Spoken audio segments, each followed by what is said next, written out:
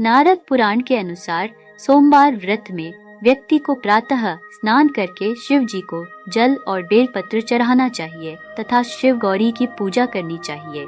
शिव पूजन के बाद सोमवार व्रत कथा सुननी चाहिए। इसके बाद केवल एक समय ही भोजन करना चाहिए।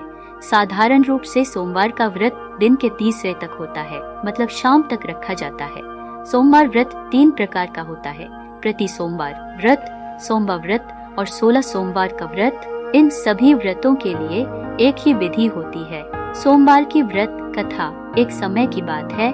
किसी नगर में एक साहूकार रहता था। उसके घर में धन की कोई कमी नहीं थी, लेकिन उसकी कोई संतान नहीं थी। इस कारण वह बहुत दुखी था।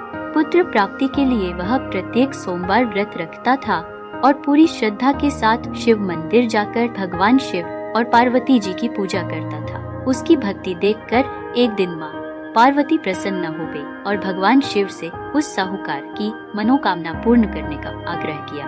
पार्वती जी की इच्छा सुनकर भगवान शिव ने कहा कि हे पार्वती, इस संसार में हर प्राणी को उसके कर्मों का उसे भोगना ही पड़ता है। लेकिन पार्वती जी ने साहूकार की भक्ति का मान रखने के लिए उसकी मनोकामना पूर्ण करने की इच्छा जताई। माता पार्वती के आग्रह पर शिव जी ने साहूकार को पुत्र प्राप्ति का वरदान तो दिया, लेकिन साथ ही यह भी कहा कि उसके बालक की आयु केवल 12 वर्ष होगी। माता पार्वती और भगवान शिव की बातचीत को साहूकार सुन रहा था। उसे ना तो इस बात की खुशी थी और ना ही दुख। वह पहले की भांति शिव जी की पूजा करता रहा। कुछ समय के बाद साहूकार के घर एक पुत्र का जन्म हुआ। जब वह बालक 11 वर्ष का हुआ तो उसे पढ़ने के लिए काशी भेज दिया गया। साहूकार ने पुत्र के मामा को बुलाकर उसे बहुत सारा धन दिया और कहा कि तुम इस बालक को काशी विद्या प्राप्ति के लिए ले जाओ और मार्ग में यज्ञ कराना। जहाँ भी यज्ञ कराओ वहाँ ब्राह्मणों को भोजन कराते और दक्षिणा देते हुए जाना। दोनों मामा भांजे इसी तरह यज्ञ कराते और ब्राह्मणों को दान दक्षिणा देते काशी की ओर चल पड़े। रात में एक नगर पड़ा जहाँ नगर के राजा की कन्या का विवाह था, लेकिन जिस राजकुमार से उसका विवाह होने वाला था वह एक आंख से काना था। राजकुमार के पिता ने अपने पुत्र के काना होने की बात को छुपाने के लिए एक चाल सोची। साहूकार के पुत्र को देखकर उसके मन में एक विचार आया। उसने सोचा क्यों न इस लड़के को दूल्हा बनाकर राजकुमारी से विवाह करा दूं। विवाह के बाद इसको धन देकर विदा कर दूंगा और राजकुमारी को अपने नगर ले जाऊंगा। लड़के को दूल्हे के वस्त्र पहनाकर राजकुमारी से विवाह कर दिया गया, लेकिन साहूकार का पुत्र ईमानदार था। उसे यह बात न्याय संगत नहीं लगी। उसने अवसर पाकर राजकुमारी की चुन्नी के पल्ले पर लिखा कि तुम्हारा विवाह तो मेरे साथ हुआ है, लेकिन जिस राजकुमार के संग तुम्हें भेजा जाएगा वह एक आंख से काना है। मैं तो काशी पढ़ने जा रहा हूँ।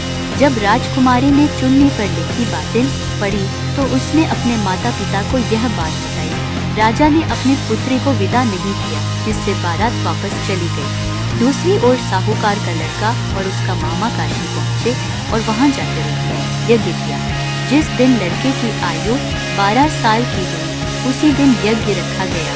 लड़के ने अपने मामा से कहा कि मेरी तबीयत कुछ ठीक नहीं है। मामा ने कहा कि तुम अंदर जाकर सो जाओ।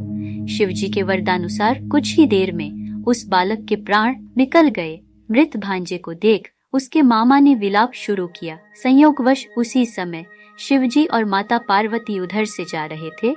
पार्वती ने भगवान से कहा, स्वामी, मुझे इसके रोने के स्वर सहन नहीं हो रहा।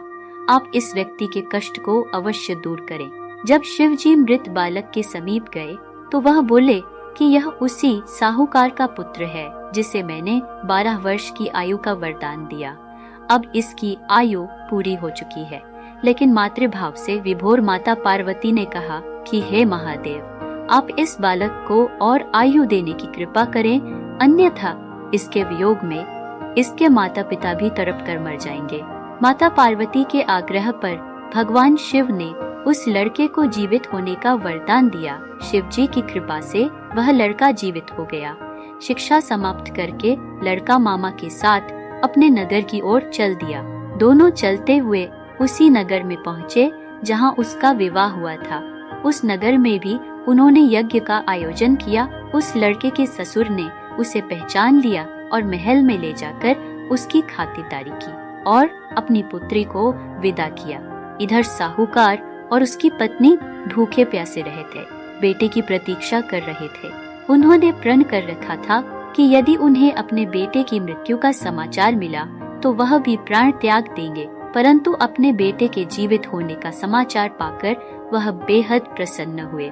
उसी रात भगवान शिव ने व्यापारी के स्वप्न में आकर कहा, हे श्रेष्ठी, मैंने तेरे सोमवार के व्रत करने और व्रत कथा सुनने से प्रसन्न होकर तेरे पुत्र को लंबी आयु प्रदान की है। इसी प्रकार जो कोई सोमवार व्रत करता है या कथा सुनता और पढ़ता है, उसके सभी दुख दूर होते हैं और समस्त मनोकामनाएं पूर्ण होती हैं।